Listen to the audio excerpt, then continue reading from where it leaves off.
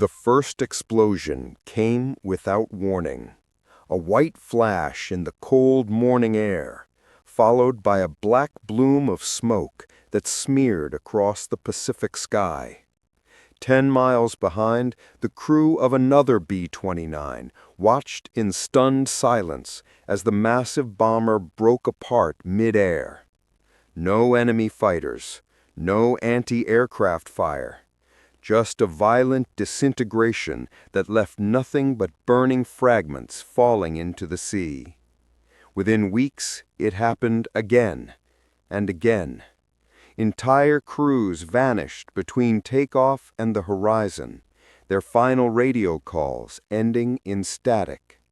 At the heart of these disappearances was the aircraft hailed as America's technological miracle, the Boeing B-29 Superfortress. It could fly higher, farther, and faster than anything before it, carrying the weight of the war's final hope inside its pressurized fuselage. But beneath the gleaming aluminum skin, something was fatally wrong. The B-29's engines were exploding without warning, sometimes minutes after takeoff, sometimes hours into a mission.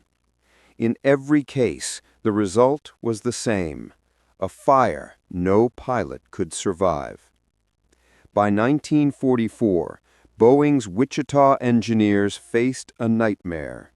They had built the most advanced bomber in history, yet statistics told a brutal truth. Over 130 aircraft had been lost, not to Japanese guns, but to their own engines. Mechanics called them ghost flames, fires that started from nowhere.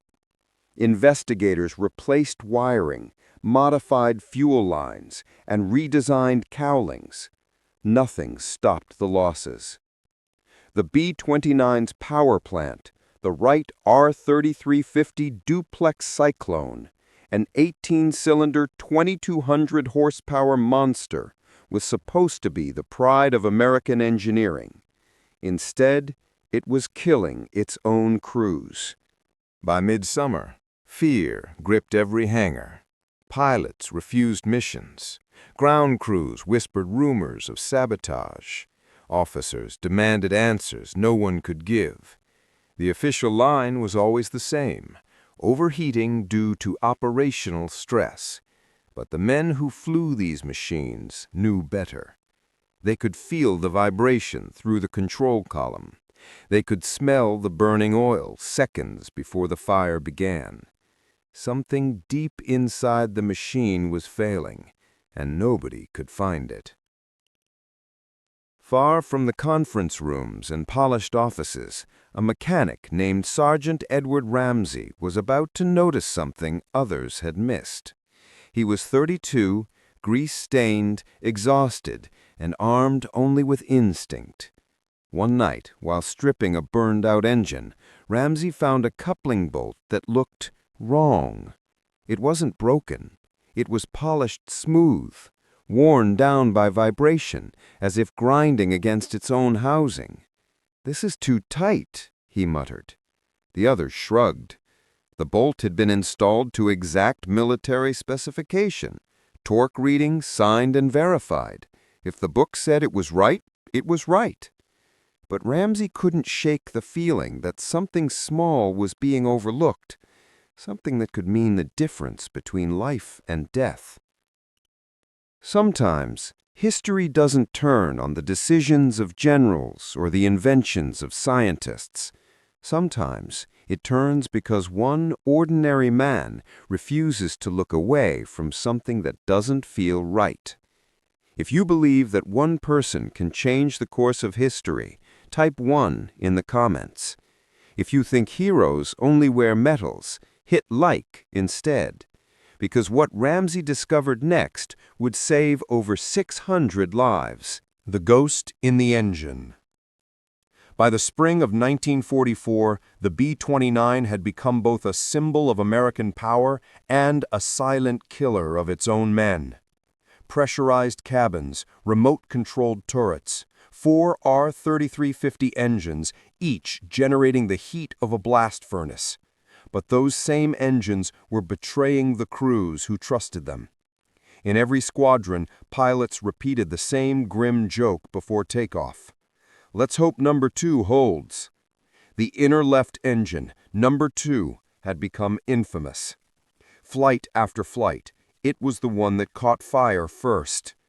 Between March and August 1944, 117 out of 184 B-29 losses were caused by engine fires during climb.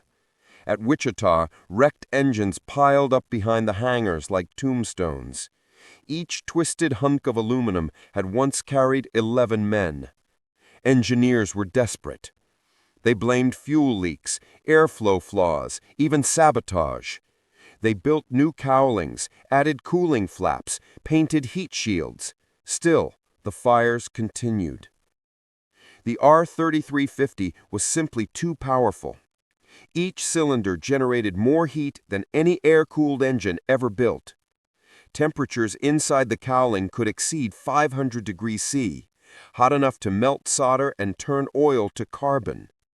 One pilot, Captain Paul Hensley, wrote in his diary, "First, a flicker on the temp gauge, then the smell, sweet and metallic, then the red glow. You can't see the fire at first, but you feel it. The vibration changes pitch, and then the wing starts to shine orange." In frustration, General Curtis LeMay demanded answers. "We're losing more planes to our engines than to the Japanese," he told Boeing's engineers. "If this keeps up, Tokyo will never see a single bomb." The Air Force formed a special unit, Project Firetrace, to hunt the cause. For weeks they tore down engines, filmed airflow patterns, ran vibration tests. No answer. Every report ended the same way. Probable cause? Thermal overload due to oil system failure. Something small, something they couldn't see. The man who disobeyed the manual. Late one night, long after his shift ended, Sergeant Ramsay stayed behind. He wasn't part of Firetrace. He wasn't supposed to be there. But as he wiped down another engine mount, he noticed something again. A bolt worn smooth, hot to the touch, though the engine was cold. He tested it. Torque reading, 85 foot-pounds. Perfect, according to the manual. Yet something about it felt wrong. He began keeping secret notes, recording engine numbers, temperatures, torque readings. Within 2 weeks, he saw a pattern. Every engine that had failed used replacement coupling bolts from alternate suppliers, subtly different in composition, microscopically harder, microscopically deadlier. When he brought it up to his supervisor, engineer Hal Peters waved him off. "It's within spec. We start questioning specs, we'll never finish this war." But Ramsay couldn't let it go. He kept hearing that dry, metallic squeal of metal grinding metal. And one night, after yet another test flight ended in fire, he snapped. "You keep testing the big stuff, but the devil's in the small parts." That night, he broke the rules. Ramsay replaced 12 hardened steel bolts on a test B-29 with soft aluminum alloy ones, bolts designed for auxiliary fittings, not high-pressure lines. It was absolutely against procedure. It violated every engineering standard. But when the engines ran, they didn't burn. Oil temperatures stayed steady at 240 degrees. Vibration dropped dramatically. The test pilot radioed back after 6 hours. "Engine steady. Smoothest flight I've had all month." Ramsay didn't cheer. He just wiped his hands on a rag and watched the bomber land in one piece. That night, the Victory collapsed. Inspector Hal Peters discovered the unauthorized modification and summoned Ramsay immediately. "You altered an active aircraft without authorization. That's a violation of federal military regulation." Ramsay met his gaze. "Yes, sir, but 11 men died last week because we followed the rules." Within days, fire trace engineers tested Ramsay's aluminum bolts under controlled conditions. The results stunned them. The softer metal absorbed vibration instead of transmitting it, preventing microfractures that overheated the oil lines. The change cost a few cents per bolt. It saved more than 600 airmen in the final year of the war. From then on, the B-29's ghost flames vanished almost overnight. The bomber that once burned its own crews went on to end the war, dropping the bombs that forced Japan's surrender. In history books, you'll read about generals and presidents, about scientists and their inventions. But sometimes, history turns because one man, with a wrench, not a medal, refused to look away. If you believe that courage isn't always about breaking enemies, but sometimes about breaking the rules, type 1 in the comments right now.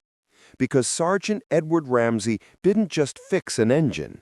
He fixed a flaw that saved hundreds of lives and proved that sometimes the smallest act of defiance can change the course of a war.